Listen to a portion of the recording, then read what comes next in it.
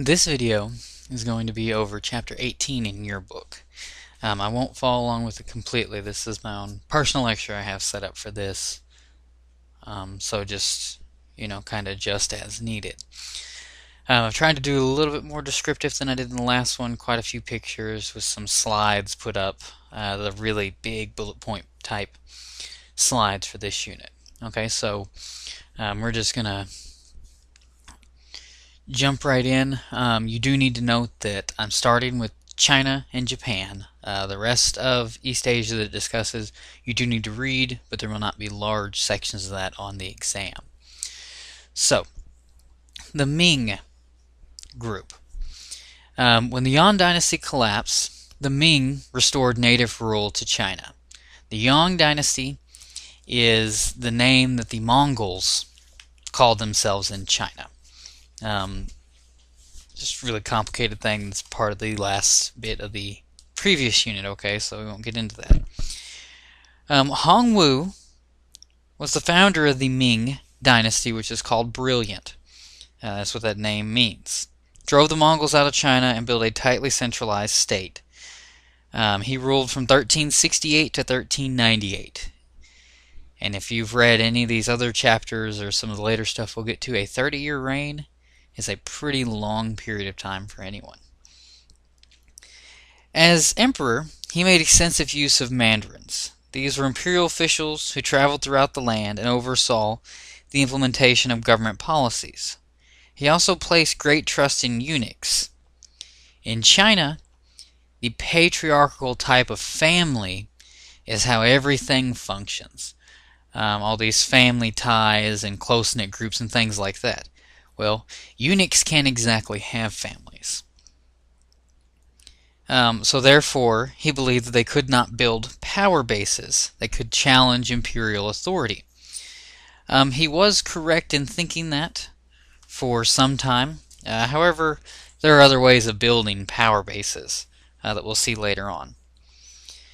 The next emperor, Yongle, launched a series of naval expeditions that sailed throughout the Indian Ocean basin and showed Chinese colors as far away as Malindi in East Asia. His successors just continued these expeditions but maintained a tightly centralized state that Hongwu had established. Yongle's expeditions are actually quite significant because they created ships that up until very recently were believed to be pure fiction. Exaggeration. His imperial flagships were said to be several hundred feet long, and we didn't believe that wood-constructed ships could be that large. However, they found docks large enough for them in the past decade, and also signs of actually having built something that size. We still have not found these ships, but if something sinks in the Indian Ocean, it's going to be pretty hard to find, especially several hundred years later. In 1421, Yongle will move the capital from Nanjing in the south to Beijing, further north, quite a bit, to keep a closer eye on the Mongols and other nomadic peoples to the north. They were quite fearful of these groups of people. The next big thing that they will do is they will create the Great Wall of China. The Great Wall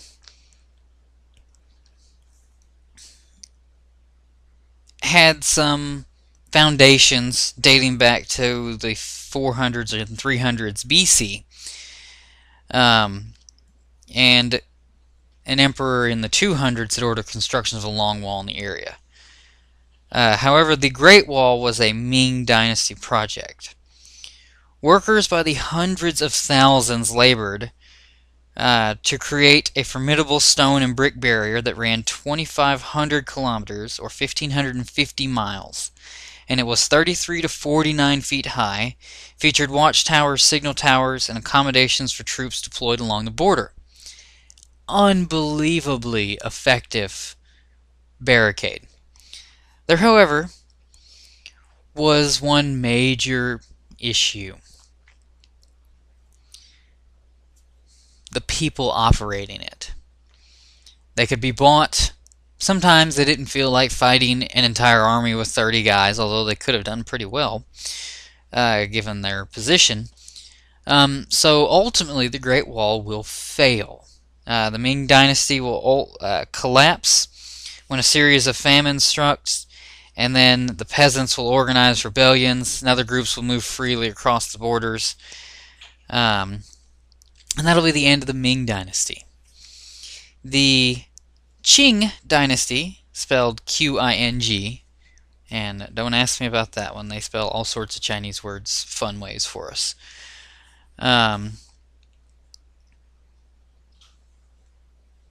They proclaimed this the pure dynasty. They believed the Mings had violated the agreement with the gods and were ruling unjustly, and that's why they ultimately failed. The Manchus, as they'll be called, poured into China from their homeland of Manchuria in the north.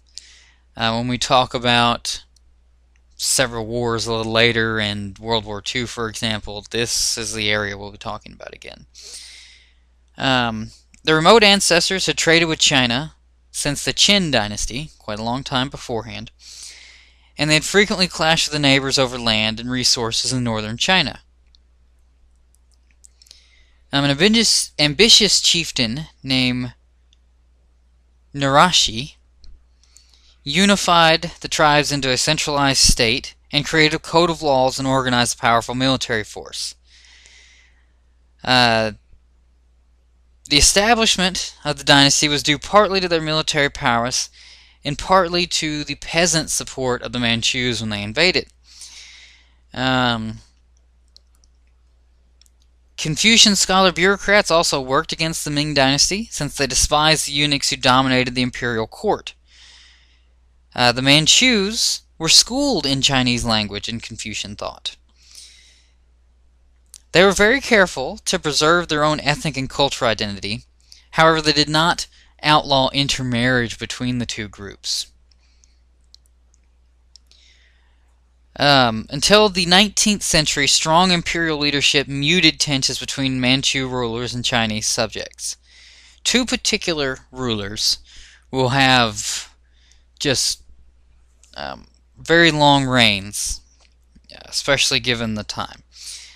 Kangxi, it's the one that's spelled up there on for you, and Qianlong helped the Manchus consolidate their hold on China. To give you an idea, these two emperors ruled for the majority of their lives, which were 50 to 60 years, so those are very long reigns. Kangxi was a Confucian scholar as well as an enlightened ruler. He was a voracious reader and occasionally composed poems. Whether or not they were actually considered good to Chinese people during this period of time is definitely up for debate, considering that you're going to tell the emperor what he wants to hear rather than the truth in many cases, even the good ones. He studied Confucian classics and sought to apply their teachings through his policies. He organized flood control and irrigation projects in the observance of the Confucian precept that the ruler should look after the welfare of their subjects. Kangxi conquered and oversaw construction of a vast empire. He conquered the island of Taiwan, where Ming loyalists had retreated, and absorbed it into his empire. He sought to forestall problems with the nomadic people by projecting Chinese influence into Central Asia. His conquest extended almost to the Caspian Sea, which is getting pretty close to the border of Europe. His grandson continued this expansion of influence, and his grandson Qianlong sought to consolidate conquest by maintaining military garrisons in the eastern territories, and encouraged merchants to settle there in hopes that they would stabilize the region. Qianlong's reign marked the height of the dynasty. He was a sophisticated and learned man, like his grandfather, and he reportedly composed more than 100,000 poems, and he was a discriminating connoisseur of painting and calligraphy.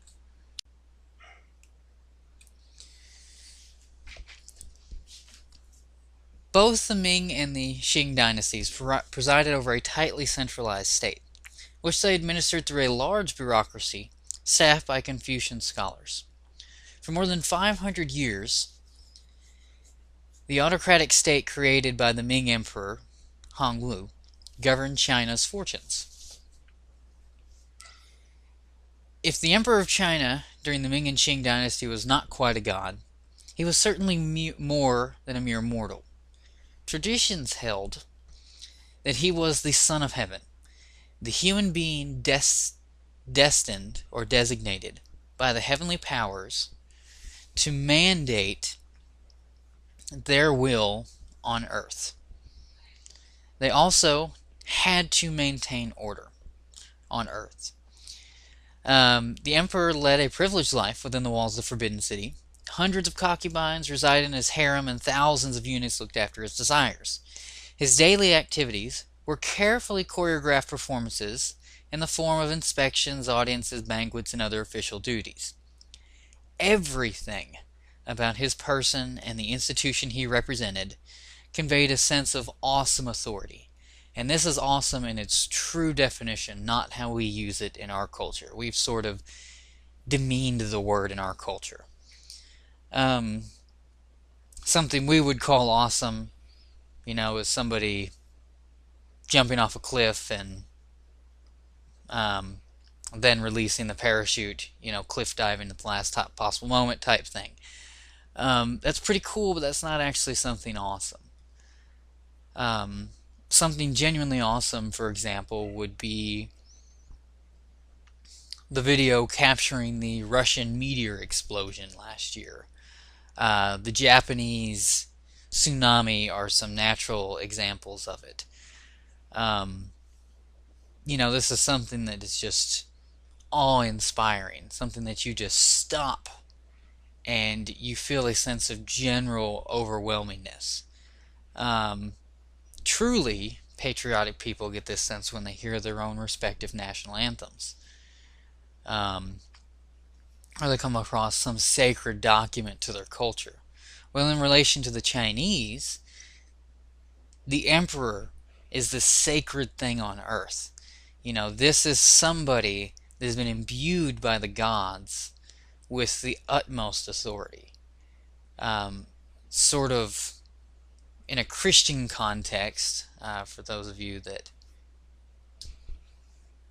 understand a lot of Christian doctrine, this would be equivalent to the Holy Spirit coming over someone, kind of like the apostles, to put that in perspective. Someone you treat with extreme reverence, and in this case there's a very specific way to approach them and not to approach them. Flogging is never fun. The imperial wardrobe and personal effects bore designs subordinate to all others. For instance, the written character of the emperor's name was taboo throughout the realm. Another thing is that in China, and Japan for that example when we get to Japan, you couldn't wear the same type of animals that they could. For example, dragons. Dragons, pretty popular motif in all cultures throughout all periods of time for large numbers of people. Chinese dragons with long serpent-like ones. Well, one way of distinguishing between a poor person, a high-ranking official, and the emperor was the number of claws on the dragon's hands. The imperial dragons had hands with 5 digits like ours. High-ranking officials had 3 fingers and a thumb type thing for their hands. And peasants were only allowed to ones that had just 3 claws and no formable thumb, showing your station in life. Just small ways. This stuff got very complicated. So, individuals who had the rare privilege of a personal audience with the emperor had to perform the Kyoto. That's 3 kneelings and 9 head knockings. Those who even gave a minor offense faced severe punishments. Even the highest officials could have his bare buttocks flogged with bamboo canes.